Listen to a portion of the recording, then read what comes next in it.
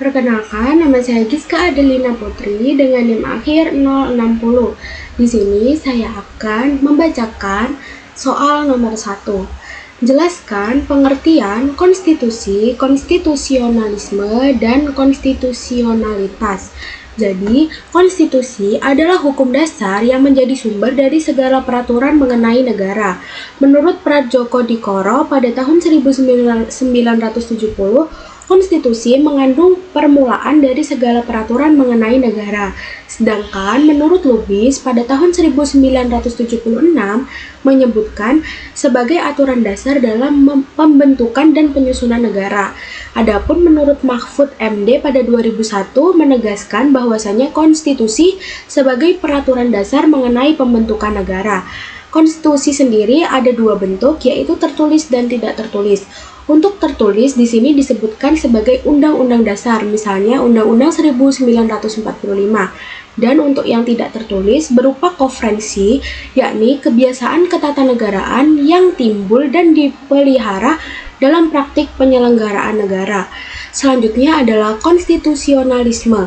Berbeda dengan konstitusi, jika konstitusi tadi menunjukkan pada naskah hukum dasar suatu negara, maka konstitusionalisme adalah paham atau prinsip yang menekankan bahwa kekuasaan pemerintah harus dibatasi oleh hukum, serta memberi jaminan atas hak-hak warga negara. Artinya di sini konstitusionalisme adalah jiwa dari konstitusi. Bagaimana konstitusi dijalankan untuk menjamin demokrasi, pembatasan kekuasaan, dan perlindungan hak asasi manusia. Yang selanjutnya adalah konstitusionalitas. Berarti suatu aturan atau tindakan harus konsisten dengan konstitusi. Menurut Black Law Dictionary, konstitusionalitas adalah sesuai dengan konstitusi, disahkan oleh konstitusi, tidak bertentangan dengan hukum dasar negara. Suatu undang-undang atau norma hukum dikatakan konstitusional jika isinya selaras dengan Undang-Undang Dasar tahun 1945 dan tidak konstitusional bila bertentangan. Dalam praktiknya, uji konstitusionalitas dilakukan melalui judicial review oleh Mahkamah Konstitusi untuk undang-undang dan Mahkamah Agung untuk peraturan di bawah undang-undang. Jadi, kesimpulannya adalah konstitusi lebih mengarah ke hukum dasar, yaitu undang-undang atau konvensi. Sedangkan konstitusionalisme adalah paham pembatasan kekuasaan dan perlindungan hak asasi manusia dalam praktik bernegara. Lalu, konstitusionalitas adalah kesesuaian norma atau aturan atau ketindakan dengan konstitusi Undang-Undang Dasar 1945. Selanjutnya akan dijawab oleh rekan saya. Perkenalkan, nama saya Sally Devina Yufianda dengan NIM 2507101010285. Saya akan menjawab pertanyaan nomor 2. Pertanyaannya adalah jelaskan sumber tentang budaya sadar berkonstitusi warga negara. Budaya sadar berkonstitusi warga negara bersumber dari kesepakatan luhur bangsa Indonesia yang menempatkan konstitusi sebagai hukum dasar tertinggi. Konstitusi menjadi pedoman utama dalam bersikap, bertindak, dan mengambil keputusan baik bagi warga negara maupun penyelenggara negara. Setiap aturan dari pemerintah Setiap aturan dan kebijakan harus selaras dengan nilai-nilai dasar berkonstitusi serta tidak boleh melanggar hak-hak warga negara. Kesadaran berkonstitusi mencerminkan sikap patuh terhadap nilai-nilai UUD NRI 1945 dan pemahaman atas hak serta kewajiban konstitusional untuk menumbuhkannya. Pendidikan kewarganegaraan berperan penting dalam membentuk pemahaman sikap kritis dan perilaku warga negara yang menjunjung tinggi berkonstitusi. Contoh nyata budaya sadar berkonstitusi adalah ketika masyarakat menggunakan haknya untuk mengajukan judicial review ke Mahkamah Konstitusi. Dengan demikian, sumber budaya sadar berkonstitusi berasal dari kesepakatan bangsa. Baik, perkenalkan, nama saya Raima Frida Almasa dengan NIM 250710101125 dari Fakultas Hukum. Saya akan menjawab pertanyaan nomor 3, yaitu jelaskan pentingnya perilaku konstitusional warga negara. Saya mendapat jawaban, yaitu sebagai berikut. Bagi suatu negara, konstitusi ini penting dan diperlukan dengan tujuan membatasi kekuasaan pemerintah atau penguasa negara, dan di sisi lain untuk menjamin hak-hak dasar warga negara. Sedangkan konstitusional sendiri harus dimiliki oleh warga negara untuk membentuk keadaan yang harmonis dan tertib sesuai hukum yang berlaku. Perkenalkan, nama saya Namyanggun Shalomita Siregar dengan NIM 250710101301. Saya dari Fakultas Hukum, Prodi Ilmu Hukum. Dan di sini saya akan menjawab pertanyaan pertama dalam soal studi kasus dengan pertanyaan, apa yang dimaksud dengan nilai dan norma konstitusional dalam konteks UUD NKRI 1945?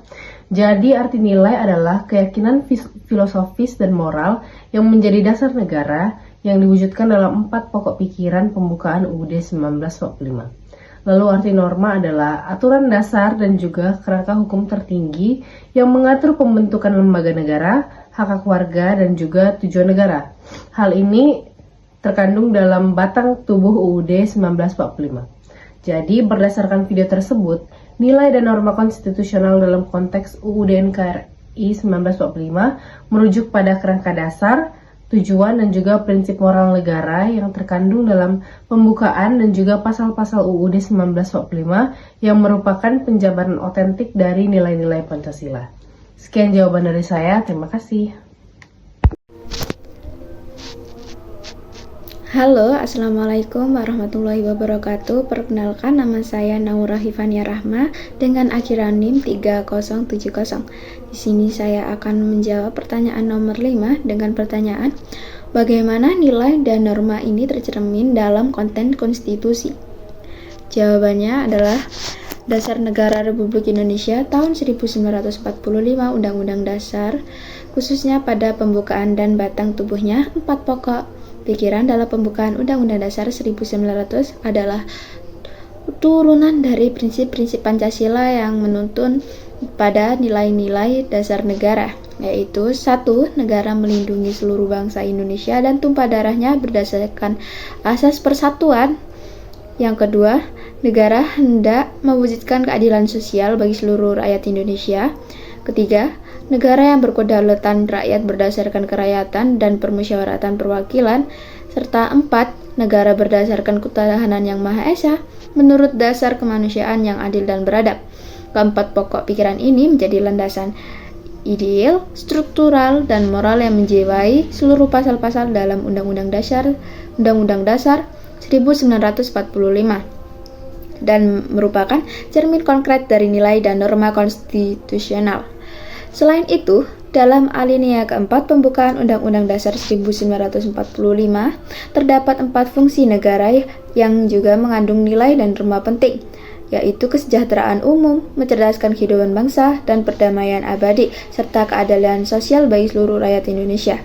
Fungsi-fungsi negara ini menunjukkan implementasi nilai-nilai konstitusional dalam tujuan dan tugas negara yang bersifat filosofis, histori, dan religius. Semuanya tercermin dalam isi dan tata aturan konstitusi sendiri. Dengan demikian, nilai dan norma konstitusional di Undang-Undang Dasar 1445 tidak hanya menjadi teori, tetapi diwujudkan dengan pasal-pasal yang mengatur kekuasaan pemerintahan, hak-hak asasi manusia, serta hubungan antara pemerintah dan rakyat berdasarkan prinsip-prinsip Pancasila dan cita-cita bangsa Indonesia. Selanjutnya akan diteruskan oleh rekan saya.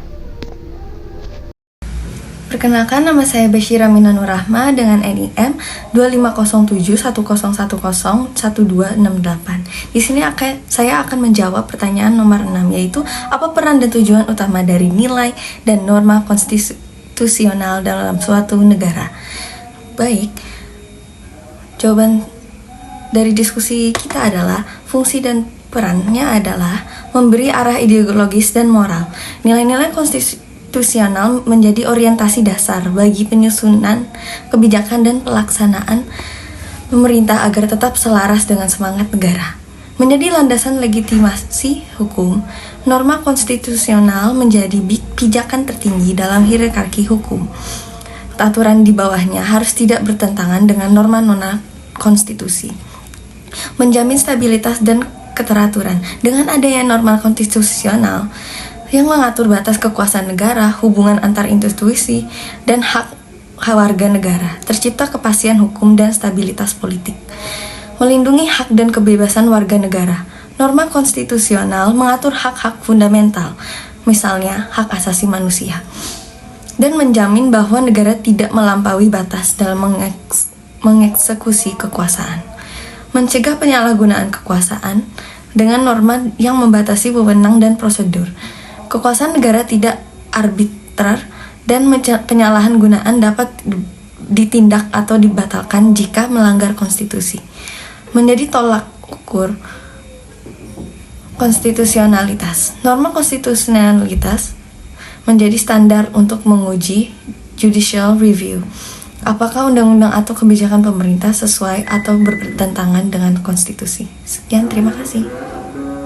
Perkenalkan, nama saya Nada Nisrin Sabita Faizati dengan NIM 2507 1010 1275. Di sini, saya akan menjawab pertanyaan nomor 4 dari tugas analisis video, yaitu pertanyaannya, bagaimana mereka membentuk dasar hukum dan tata pemerintahan. Berdasarkan video yang telah saya lihat, di dalam video tersebut menjelaskan bahwa pembukaan Undang-Undang Dasar tahun 1945 mengandung 4 pokok pikiran yang menjadi landasan fundamental. Pokok pikiran yang pertama yaitu negara persatuan.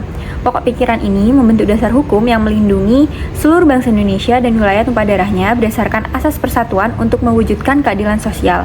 Ini berarti negara mengatasi paham golongan dan perseorangan. Kemudian, selain itu, pokok pikiran pertama ini juga mewujudkan tata pemerintahan yang menghendaki persatuan dan meliputi segenap bangsa Indonesia. Kemudian ada pokok pikiran kedua yaitu keadilan sosial, yang dimana pokok pikiran ini menetapkan tujuan atau cita-cita yang ingin dicapai dalam pembukaannya, yaitu mewujudkan keadilan sosial bagi seluruh rakyat Indonesia. Selain itu, pokok pikiran kedua ini juga mengarahkan pembentukan hukum dan aturan-aturan dalam Undang-Undang Dasar untuk mencapai tujuan keadilan sosial tersebut dengan bekal persatuan. Kemudian ada pokok pikiran ketiga yaitu kedaulatan rakyat. Yang dimana pokok pikiran ketiga ini mengandung konsekuensi logis bahwa sistem negara yang terbentuk dalam Undang-Undang Dasar harus berdasarkan atas kedaulatan rakyat dan permusyawaratan perwakilan. Selain itu juga, pokok pikiran ketiga ini juga membentuk tata pemerintahan yang demokratis, di mana kekuasaan tertinggi berada di tangan rakyat dan dilaksanakan melalui perwakilan. Dan yang terakhir ada pokok pikiran keempat yaitu ketuhanan yang maha esa dan kemanusiaan yang adil dan beradab, yang dimana pokok pikiran keempat ini menjadi dasar moral negara yang menjabarkan sila kedua Pancasila. Kemudian membentuk dasar hukum yang mengandung pengertian takwa kepada Tuhan yang maha esa serta menjunjung tinggi harkat dan martabat manusia. Kemudian pokok pikiran ini juga mengarahkan tata pemerintahan untuk selalu berlandaskan nilai-nilai moral dan etika serta menjamin hak-hak asasi manusia yang luhur. Sekian yang dapat saya sampaikan. Terima kasih. Kemudian dari pertanyaan bagaimana nilai dan norma konstitusional tercermin dalam kebijakan dan tindakan pemerintah. Jawabannya, nilai dan norma konstitusional dalam UUD NKRI 1945 menjadi landasan utama dalam pembentukan kebijakan dan tindakan pemerintah Indonesia. Nilai kedaulatan rakyat. Kebijakan pemerintah harus mencerminkan aspirasi rakyat dan dilakukan melalui mekanisme demokrasi seperti pemilihan umum dan musyawarah. Kemudian ada negara hukum. Pemerintah wajib menjalankan kekuasaannya berdasarkan hukum yang berlaku, bukan berdasarkan kekuasaan semena-mena. Kemudian ada keadilan sosial bagi seluruh rakyat Indonesia. Pemerintah harus membuat kebijakan yang mengarah pada pemerataan kesejahteraan dan mengurangi kesenjangan sosial. Kemudian penghormatan terhadap hak asasi manusia. Kebijakan pemerintah harus melindungi dan menghormati hak-hak dasar warga negara. Dan ada Pancasila sebagai dasar negara. Nilai-nilai Pancasila yang terkandung dalam pembukaan UUD 1945 menjadi pedoman moral dan etika dalam penyelenggaraan negara. Kemudian, contoh konkret implementasi nilai dan norma konstitusional dalam praktik, yaitu ada pemilu demokratis, program jaminan sosial nasional, kemudian ada penegakan hukum dan anti korupsi, perlindungan hak asasi manusia, dan pembangunan daerah terpencil.